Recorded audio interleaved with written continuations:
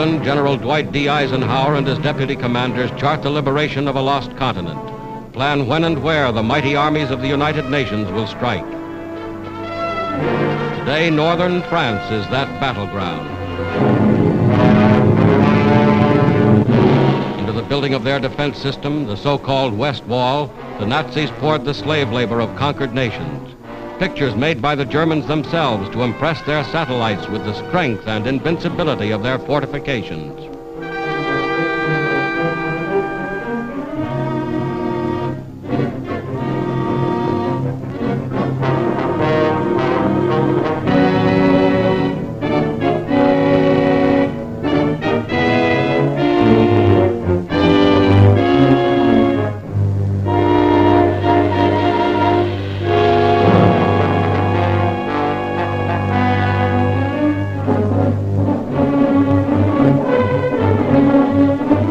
Within steel and concrete emplacements, 4 years in the making, the Germans have amassed every known weapon of defense. Whether those weapons are enough to stop the Allied onslaught will be proven in the struggle that lies ahead.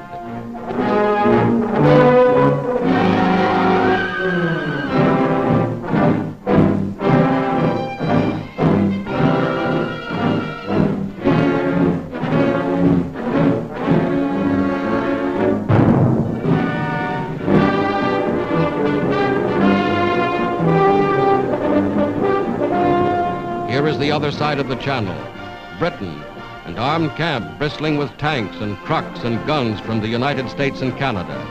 Here is the fruition of 4 years of planning and production. Here is a glimpse of England as the Allied armies awaited D-Day.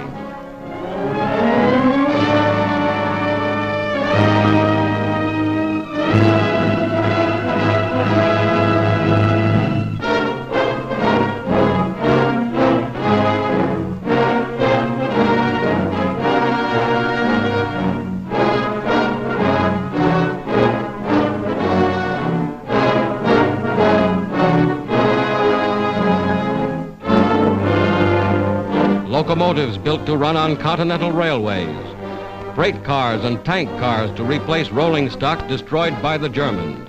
All this and more is included in the gigantic preparation for invasion. Here is something of the gigantic naval armada assembled to transport the Allied armies across the English Channel.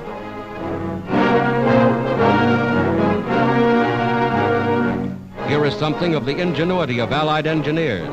Assault boats and invasion barges launched directly from the decks of the ships that brought them to England.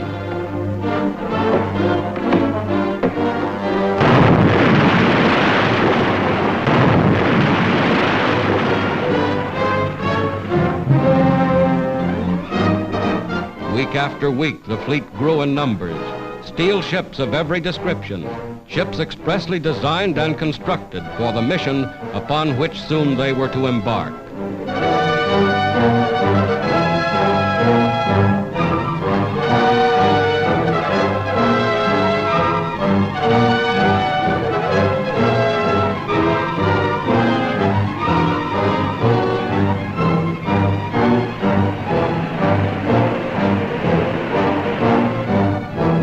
Nothing was left to chance.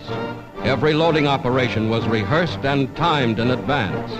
Every soldier knew his station. Every man knew just where he was to fit into the gigantic pattern. Daily they boarded their ships. For all they knew, they were bound for France or Belgium or wherever their commanders had decided to strike. Every jeep, every tank, every piece of mobile equipment was assigned its place in the grand strategy of attack.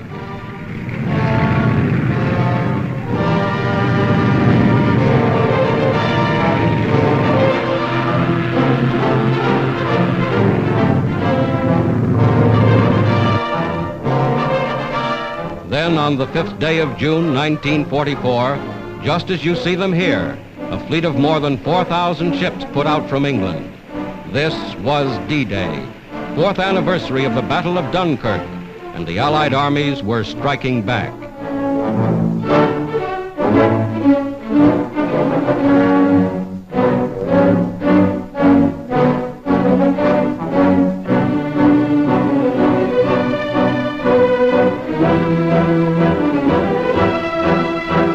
great fleet was underway.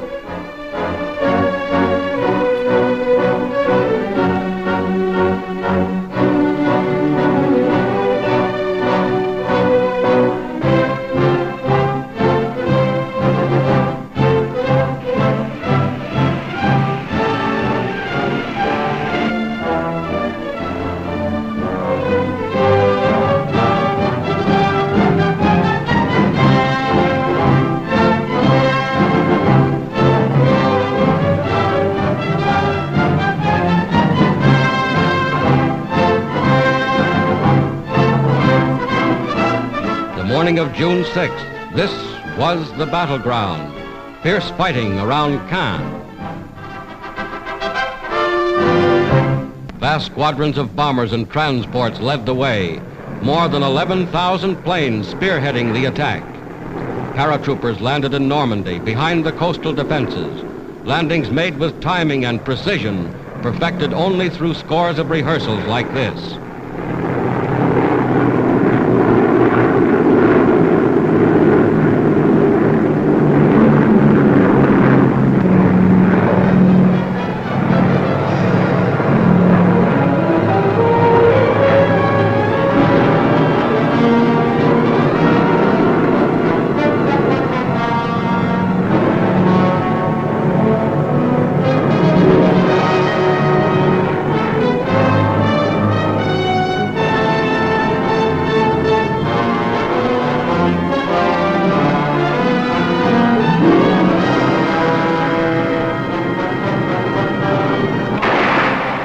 Barges approach shore ready for instant action. Some bearing artillery and rocket guns already opening fire.